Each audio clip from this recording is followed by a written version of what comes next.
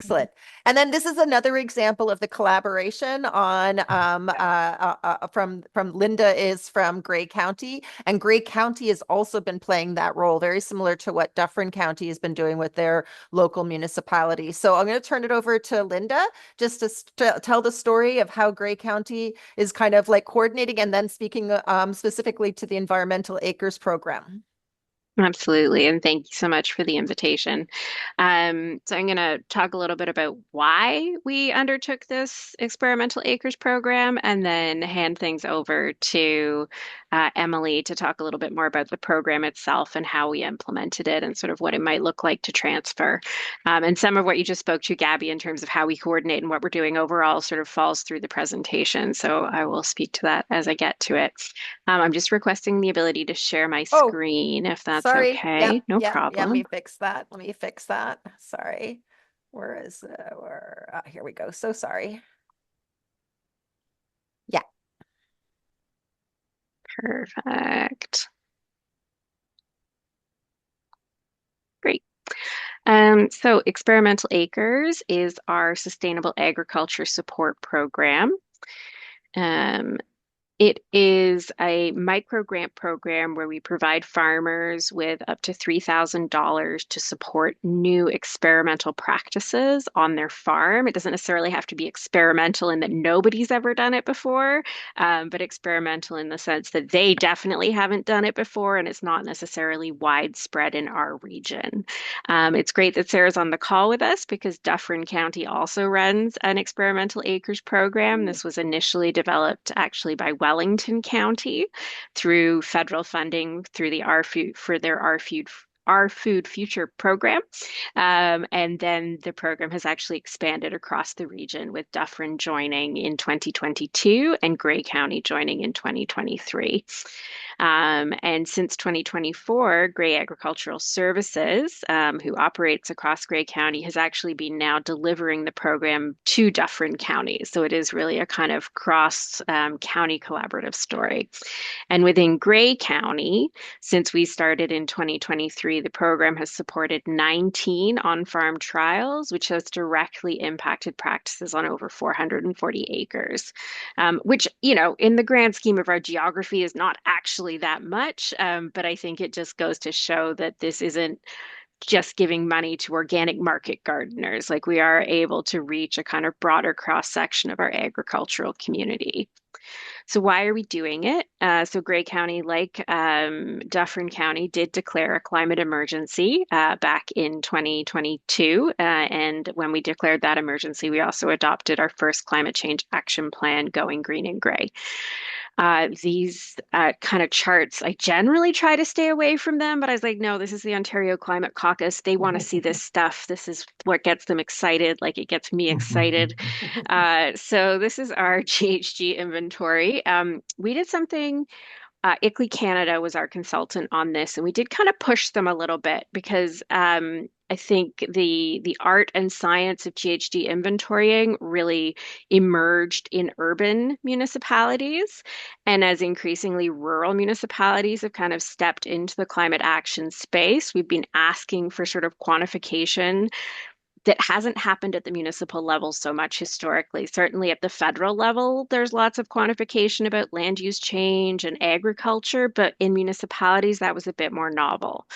So this first graph is kind of the standard municipal emissions graph that almost any municipality is going to put together that has those key sectors around transportation from vehicles, buildings, um, yeah, transportation and buildings. And so for us, that makes up 61% of our total emissions. But then we also broke our emissions out and did a biogenic GHG emissions inventory.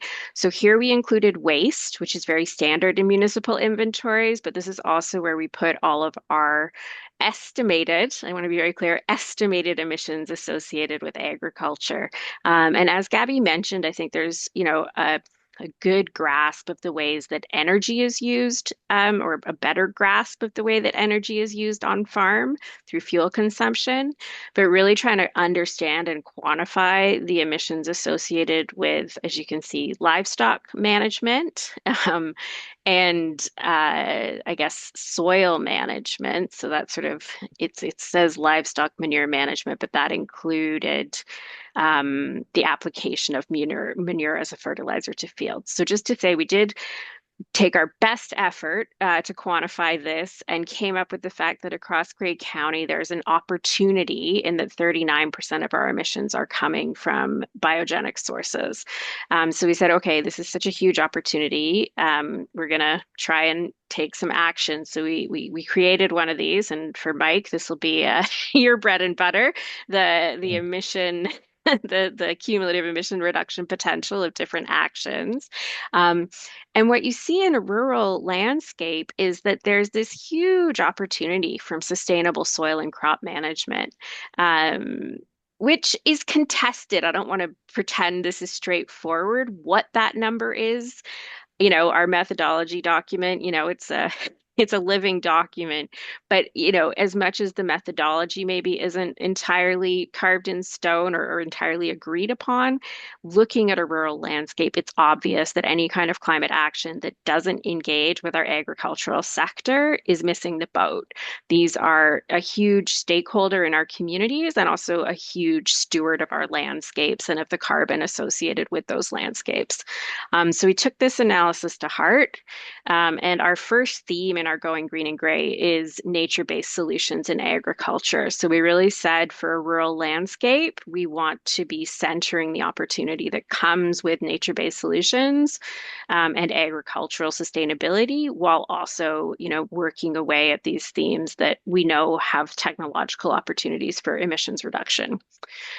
So, from that wedge diagram, we did identify four foundational pillars of growing green and gray. So, basically, areas where the county, through our core services, was already touching these emissions reduction opportunities: afforestation, compact mixed use development, hot topic, expanded waste and organics diversion, and then again, this capacity building for agricultural decarbonization, and identified that by really continuing to invest in these four pillars, we could achieve 40% of our cumulative emission reduction potential to 2050.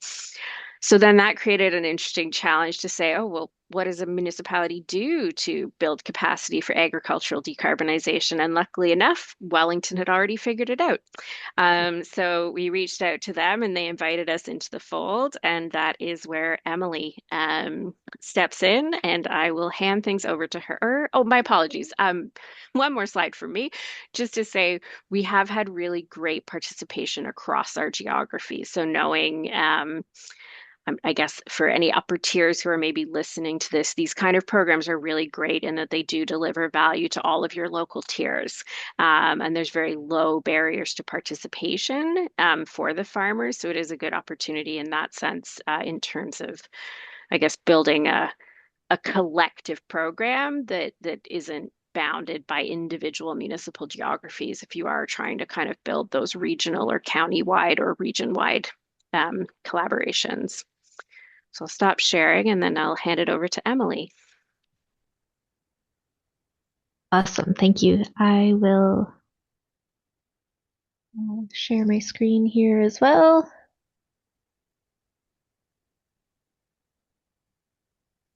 Should be able to do it now. Sorry, Shortly. Emily. No problem. You guys are seeing that all right? Yeah. Awesome. Cool. So I'm just going to talk a little bit more about the implementation of the Experimental Acres program. Like Linda said, I've been super fortunate to work with both Grey and Dufferin counties on this project since 2024. We'll be in our third year this year. So just a quick run through, the program timeline kind of starts in January, February when we begin to accept applications. We put together a review committee in March and do a blind project selection.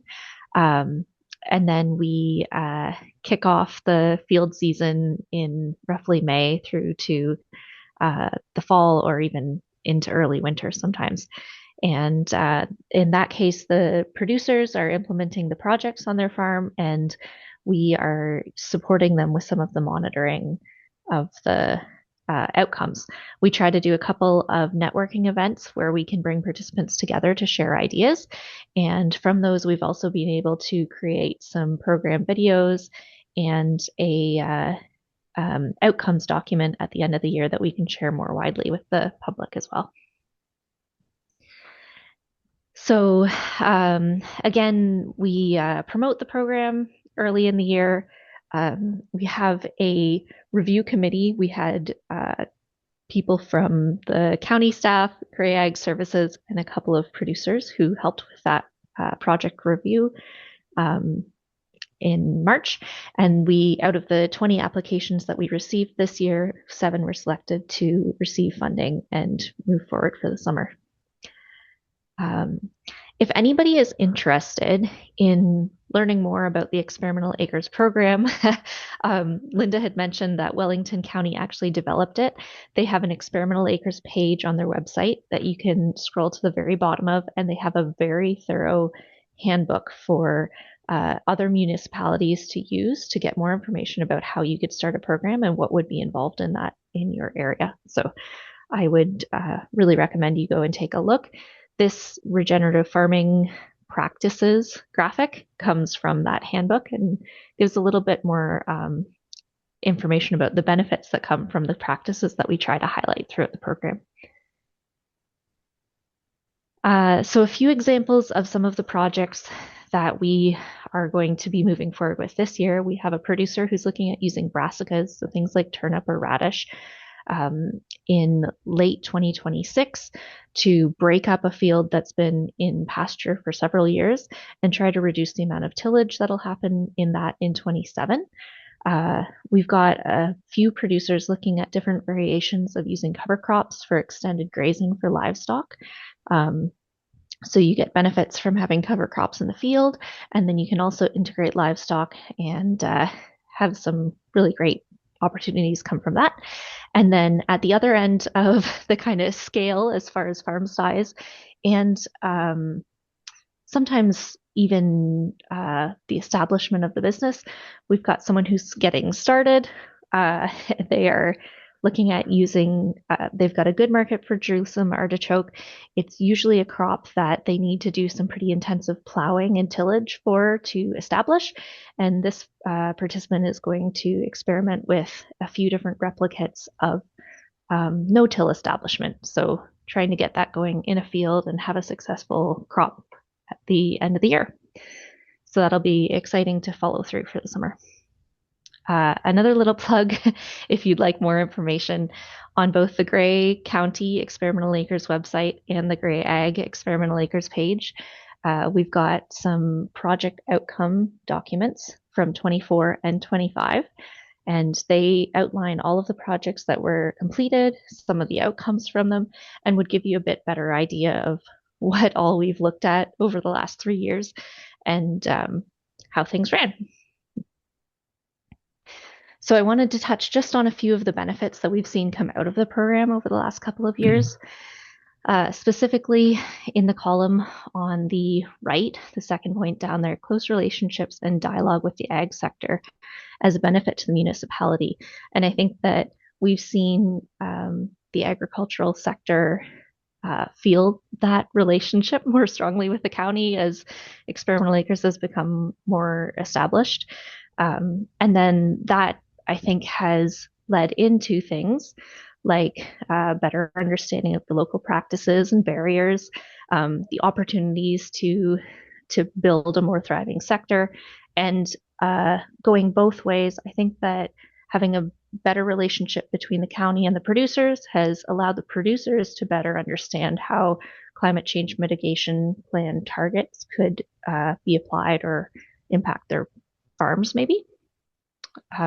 Moving forward, some of the feedback that we've had from program participants, the biggest point, I think, is that we've heard again and again that producers potentially had ideas for these projects in the back of their mind. They had thoughts about sustainable practices that they could try implementing, but it wouldn't actually have happened without the support of the program. So whether that was the little bit of financial backing to de-risk that first learning season when they're trying it and seeing if it's going to work, or whether it's just having the support and kind of momentum of an application process and the program monitoring to take them through it. That's been very valuable. I've also heard from several participants that the networking aspects that were offered through the program were as valuable as the funding. So building that community of practice and creating those connections between producers who maybe had similar ideas or had tried similar things really gave them the support that they needed to make the project successful. And then something that makes me very excited to hear is that success with the projects has allowed them to expand those practices onto additional acres on their farm. So we've seen impact further than just the project acres, both because the producer themselves is adopting them onto more of their land, and also then again they've been excited to share their success with other producers and spread the fact that these ideas are working. Community feedback, I think, from non-farmer participants that we've heard. Folks are excited to see the producers trying sustainable practices. We try to do a bit of promotion for the program and what's happening. So the public likes to see what's going on at the farms. They value the investment in climate and sustainable agriculture that they're seeing made through the program, and that they would like to see more programs like this. So I think that that's all really supportive, especially when we're looking at the municipal funding that goes into it. And then one third place that you can go to find some information, Grey County's put together some really fantastic program videos in the last couple of years. These have been done on farm with the producers, and the 2025 one was actually done during a farm tour day that we did with the participants of 3 of the different projects. So those are on their YouTube channel, and it's a really great opportunity to hear from the producers themselves how the program supported them in their projects and what they thought of taking part in the program altogether. So thank you very much for listening, and I think we're happy to take any questions if you have them.